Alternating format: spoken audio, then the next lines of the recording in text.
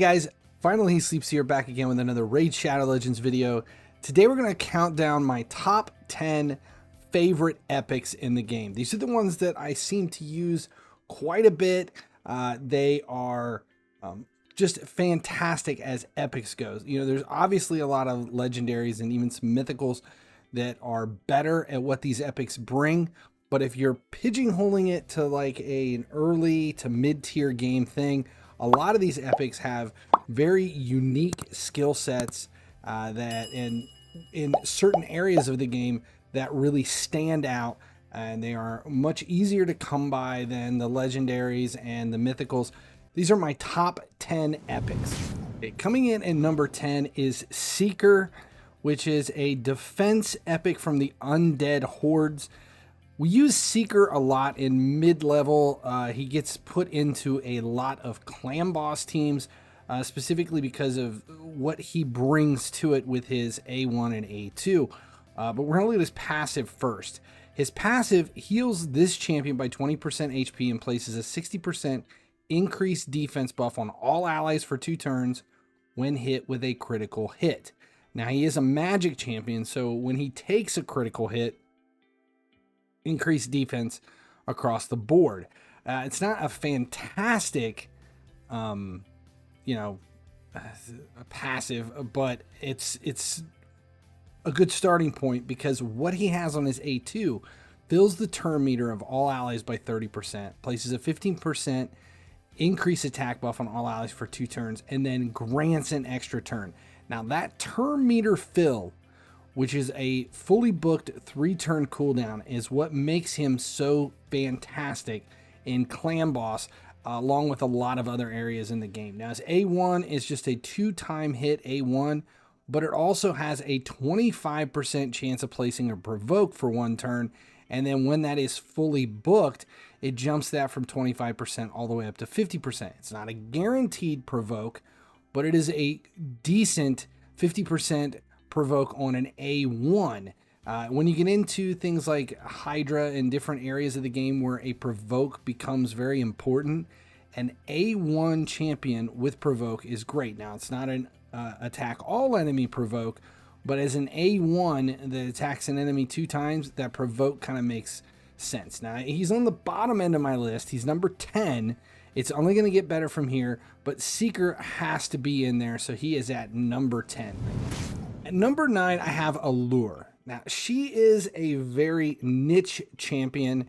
She has one place in the game that she is fantastic as an epic, and that is Fire Knight. I don't use Alure a lot of other places, but specifically in mid-game, maybe early game if you can pull her, Alure is amazing at Fire Knight. She is the champion that will allow you to get through your glass ceiling where you are stuck.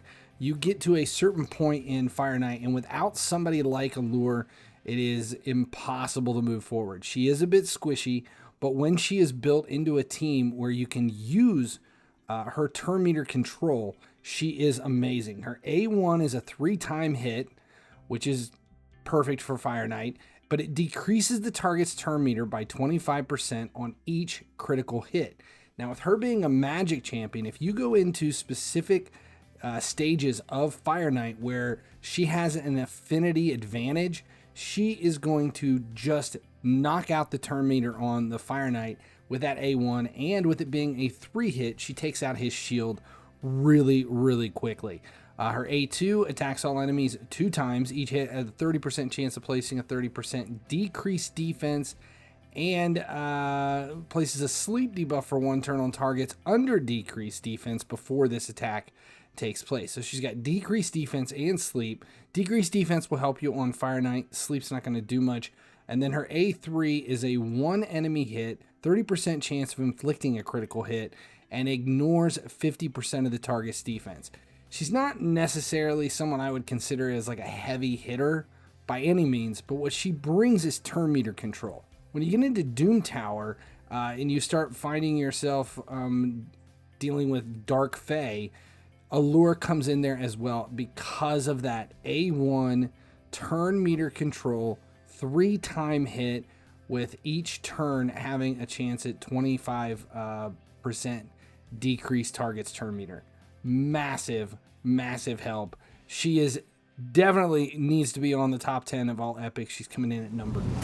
Coming in at number 8, I have Inquisitor Shamael. Now, I have multiple versions of Inquisitor Shamael, specifically for one area of the game, and that is HYDRA, because of the way his kit is set up. First, we're going to look at his A1. It's just a one enemy hit, but it has a 50% chance of decreasing the duration of a random buff on the target by 1 turn. So that is his A1, takes a turn off of a random buff. Every time an enemy places a debuff on an ally, not him, but a debuff on any of your other teammates, uses this skill against that enemy. These counterattacks will only deal 50% of the normal damage and cannot be critical. But basically, it's just every time anybody on your team gets a debuff, this guy counterattacks. And now if there are multiple champions team with the skill, only one champion's counterattack will activate. So if you have 2 of them on your team, only one of these is going to work. Now, A2 attacks one enemy 3 times. Great. Will ignore 25% of the target's defense. Awesome. And ignores a further 25% of the target's defense for each buff on this champion. That's crazy. So if you have a lot of buffs on your champion, then he hits with ignoring defense, which you can get a massive smackdown out of this if he is built properly. Places a true fear debuff on all enemies for 1 turn if this attack kills an enemy. So if you have him built properly, this can do big damage all throughout the game. Not so much in HYDRA where everything else comes into play, but through other campaigns and dungeons and Doom Tower. This is a big one. Now let's look at his passive, because this is what really makes him shine. Each critical hit fills this champion's turn meter by 7.5%. It's fantastic. But what comes next is what's more important. Whenever an ally receives a fear or a true fear debuff from an enemy, this skill will instantly remove the debuff and fill the team leader's turn meter by 15%. So when you are facing something like HYDRA where they're laying down fear and true fear on your whole team, it can just constantly replenish the turn meter of your team's leader. So when your team is built, if Inquisitor Shamael is in there and we're going up against somebody that's laying down AoE true fear or fear, this can be a game changer. Coming in at number 7 is Demytha. She's a dwarf support void affinity epic that brings a very mighty A3. It is a block damage for 1 turn and a continuous heal for 2 turns on all allies, but the big deal is that it is on a 3-turn cooldown. That is huge. It's only a 1-turn block damage, but if you've seen my channel and know that some of my older clan boss team builds, there are a lot that incorporate Demytha, and even I've got a couple that have 2 Demythas in the team, and it's specifically because of the block damage. Her A2, though, is also important right now because of the addition of Wixwell into Raid Shadow Legends, because she brings on her A2 an increase the duration of all ally buffs per 1 turn, and then decrease the duration of all ally debuffs by 1 turn. So that works directly into these Wixwell team builds for clan boss and different things because of the way Wixwell's shield is developed by having a lot of buffs on your champions. So the longer you keep the buffs, the more powerful the shield is. And she brings a completely different set of buffs here. Her A1 even brings a shield that comes in every time it hits. It gives a shield to the ally with the lowest HP. So she's got a lot of buffs, block damage, continuous heal, and that buff increase, which brings her in at number 7. Coming in at number 6 is Miscreated Monster. So I've been playing the game for several years now, and this was just one of the coolest looking champions in the very beginning. And I wanted him. I could never find him. I couldn't pull him on, referral accounts, free accounts, nothing. I didn't get him until last year, and at that point, I probably really didn't need him. He is huge at the beginning of the game, but as you start to go and develop further into the game, there's a lot of other champions that bring kind of his skill set and do a little bit more. But in the beginning and mid-tier, Miscreated Monster is huge. Now, that said, I do love the look of him. Big horror movie guy. So the fact that he's Frankenstein, Miscreated Monster, I still use him in a lot of different areas of the game. And it's because of his skill set. For his A1, it's a two-time enemy hit, but it has a 15% chance up to a 25% fully booked chance for stun. It also has a 50% chance of placing decreased defense on one turn if the stun is placed. So he's got stun and decreased defense for one enemy on his A1. He's an HP based champion too, so you know he's going to be tanky on everything. A2 is an AoE, which has a 50% chance of placing a stun debuff for one turn. And then fully booked, that goes from 50% just to 50%. Doesn't really help you if you book it at all. The only thing that you get out of the booking him is a turn cooldown here for this one to 3 turns. But it places a shield buff on all allies for 3 turns equal to 25% of the damage inflicted. So if you've got him built with damage, a lot of damage, even because he's an HP champ, it's easy to build damage in because you're just building him with a lot of HP. That shield becomes more important, especially when you start to match him up with other shield type champions. His A3, 50% ally protection, fully booked. This one drops from a 6 turn down to 4 turn. So he's bringing more buffs, heals this champion by 50% of their max HP, and then places a 15% continuous heal on this champion for 3 turns. Now, because he's so damn tanky as an HP champ and all of the protection that he brings and the control for the rest of the team, plus he's got AoE stun on his A2, he is just a monster. He's a miscreated monster at the beginning and mid-tier of the game for a lot of players. Now, his passive places a fear debuff on the attacker for 1 turn whenever an ally is attacked while under an ally protection buff. So he also can fear any attacker as long as you guys all have ally protection. So you match him up with somebody else who can keep that ally protection on by increasing buffs, and he becomes a crazy control champion in things like Doom Tower and any of the campaign, especially in faction wars for the Knights Revenant. That's where Miscreated Monster stands. It comes in at number 6. Okay, on my list of top 10 epics, at number 5 is Godseeker Iniri. Now, the reason I've got her on here is because I felt like she was always a good champion, but not anything that I was really concerned about. I didn't want to build her. She just sat in my vault for a long time until the release of Sand Devil. Then she kind of really started to come into play because of her passive, which is absolutely crazy. She has a passive effect, increases the amount of healing allies receive by 10%, which is fantastic.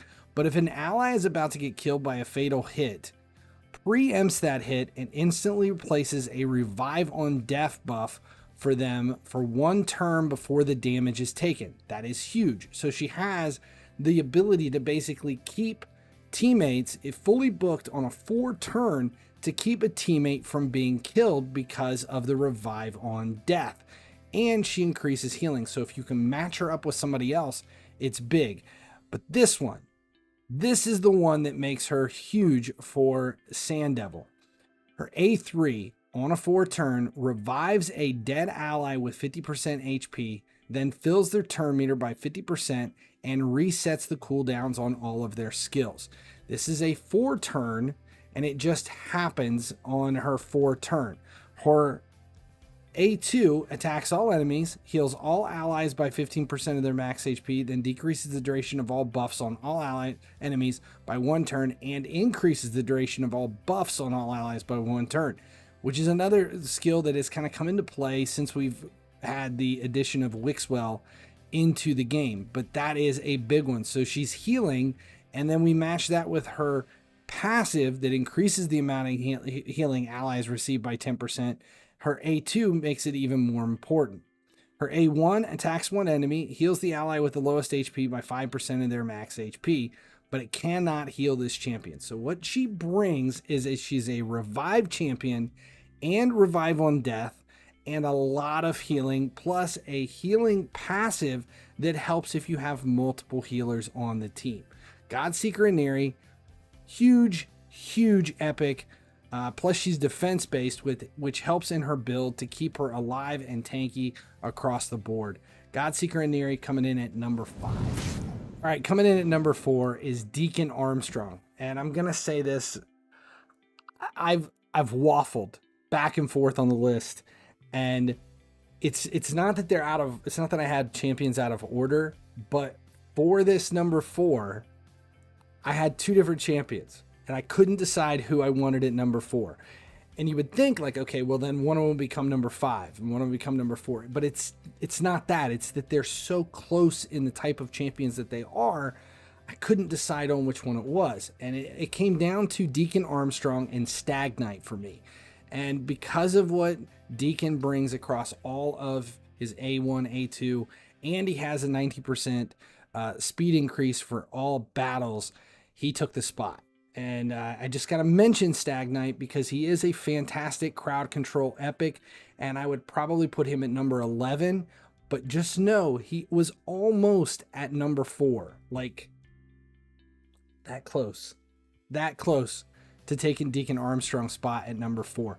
What Deacon has is his A1 is a 2-time 1 enemy hit that places leech for 2 turns. It's great. Helps him stay alive. It's a good thing. I like the leech debuff. It's just a 1 enemy hit. It's not, the greatest. He's a support champion, so he's not built with a lot of damage or anything like that. But it's and this is based on attack, and he's a support champion, so it's not the greatest. But his A2 is an AoE with an 80% chance, booked up to 100%. For a 60% decreased defense. Now, if he's fully booked, it is a 3-turn cooldown, guaranteed to place decreased defense on everybody, as long as he has enough accuracy to support it. That is big, especially for crowd control, and if you're in a situation where you're something, like campaign, if you're going through the high end of campaign for the first time, or dungeons, Doom Tower, he is a great AoE decreased defense. Now the difference between him and Stag Knight is Stag Knight has decreased attack in addition to decreased defense here on his A2, but his A1 isn't as strong as the leech, and this A3 here for Deacon is much better than what Stag Knight brings. So his A3 fills the turn meters of all allies by 15% and decreases the turn meters of all enemies by 15%, and then grants an extra turn. And that is on a 3-turn cooldown, fully booked. It's too strong to kind of take over and make up for the difference between the decreased defense, decreased attack on Stag Knight. So that's why he is coming in on my list at number 4. Okay, number 3. Now for my top 3, other than maybe the order of which ones they go in, I don't think there's going to be a lot of people that are going to be able to argue with these as being some of the most important and, best epic champions throughout the game. So number 3 for me is Royal Guard, one of the heaviest hitting high elves and heaviest hitting epics in the game. If you build him correctly, he is a monster, especially when you pair him up with another champion, somebody like let's say Nut, who was a free champion that we got during the Call of the Arbiter series. Nut and Royal Guard together are monsters. Okay, so his A1 is just a 1 enemy attack. It does have a 50% chance of placing a 60% decreased defense to up to a 65% if he's fully booked. Not a big deal, but if you're dealing with someone like a boss and you only have 1 enemy to go after, that decreased defense can make a big difference. His A2 is the one that makes him such a big epic. It is takedown. It is an AoE. Damage increases according to enemy max HP. So when this is fully booked on a 4-turn with an additional 20% damage, and you have him built really heavy and really strong for bosses, this is big. This is a giant hit. Now, A3 is just a 4-time at random hit. Each hit has 60% chance of placing 30% decreased speed for 2 turns. Each hit also has 60% chance of decreasing the target's turn meter by 25%. So turn meter control, decreased speed, takedown. That also makes Royal Guard really important in and very strong in teams against like Fire Knight and Dark, the Dark Fae in the Doom Tower. So it does bring a lot there, but realistically, the main reason he is in top 3 on my list is that takedown. I use him throughout the game in a lot of different areas. He is huge in HYDRA. I have him in my speed teams for a lot of different dungeons. He just gets used a lot. In my team, the top 3 here in this list are probably my top 3 used epics throughout all of Raid Shadow Legends. Even as long as I've been playing and as many champions as I have, these top 3 epics still get daily use in my account. So number 3, Royal Guard. Coming in at number 2, Geomancer from Dwarves is this creepy, weird-eyed little dwarf that has a passive. God, he just looks like scares the shit out of me. Anyway, his passive is what brings him in at number 2. So we're going to look at that first. Decreases the damage of all allies received by 15% and deflects that damage onto each enemy under an HP burn debuff placed by this champion. If there are multiple champions on the team with this skill, only one will activate. Now, whenever this champion is attacked, deflects 30% of the damage instead, and when deflecting damage on each enemy hit, has a 30% chance of dealing additional damage equal to 3% of the target's max HP. That passive means that basically you don't want to. My boss always says FAFO. Yeah, that's where it is. FAFO with Geomancer because of the Stone Guard passive.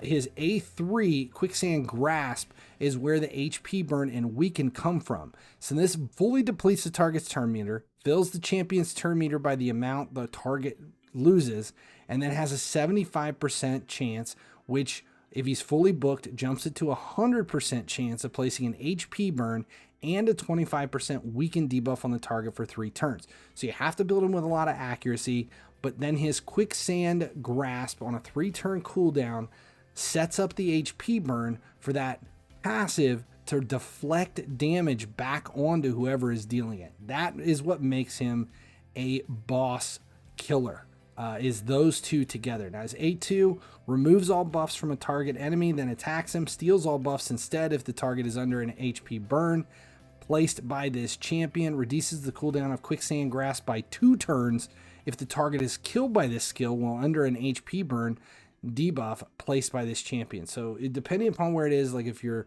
working your way through waves toward a big boss, that can come into play. His Creeping Petrify, and then his A1 is an AoE A1, which is fantastic. 30% chance of placing decreased accuracy for 2 turns. Fully booked, that brings that up to 40%, from 30% to 40% if it's fully booked.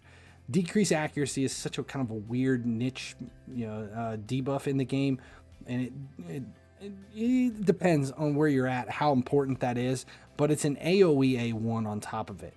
He has an aura 25% HP in all battles, but again, his big thing is that A3 and the passive, and that's how he gets used in so many different teams. I use him in Clan Boss, he's in my Iron Twins build, that when you can build him in a way where he deflects boss damage back, that is why he is number 2 on my list. The boss killer, Geomancer. At number 1, Seer. People are going to argue that there's other champions here that are more important than Seer, and you can argue all you want. For me, best epic in the game. Seer brings an A3 that is just unreal. It is an enemy max HP, removes all buff from all allies and enemies, then attacks all allies. She basically wipes the board clean of all buffs and her damage increases according to the number of removed buffs. Has a 50% chance of placing a sleep debuff on all enemies for 1 turn. So that is if she doesn't kill everybody in the board anyway. And then the chance of placing a sleep debuff increases by 5% for each buff removed. Inflicts less damage to bosses. Okay, so that inflicts less damage to bosses. I get it. It's because this huge smackdown hit is just it will Seer single-handedly will allow a lot of people to build teams that will speed run multiple areas of the game, specifically because of the Karma Burn. Her A2 increased crit rate and weaken is not bad. Her A1 is a 1 enemy hit, but it grants an extra turn. But the big deal here is that Karma Burn hit is massive. That is why she comes in at number 1 on my list. All right, that's it. That's my top 10 epic list here for Raid Shadow Legends. If you have anybody that I missed, let me know who your favorite epics are. I've got a whole, I had a big honorable mentions list. We might come in and do this like number 11 through 20, just so I can get Stag Knight in there and a few other champions that didn't quite make the list. But make sure you do it. Then make sure you subscribe here on YouTube. Turn on notifications so you never miss when a Raid Shadow Legends video goes live. For this, as well as Twitch, you'll get notifications for when we go live on Twitch. We stream a few days a week, Raid Shadow Legends there as well. That's it. I'm Finally He Sleeps. Appreciate you guys hanging out with me. Make sure you check out my other channels as well. FC Mobile there, Gearheads, which is my main channel on YouTube, and then Cringeworthy, which is great for a few laughs. Until next time, I'm Finally He Sleeps. As long as you guys keep showing up, I'll keep making videos.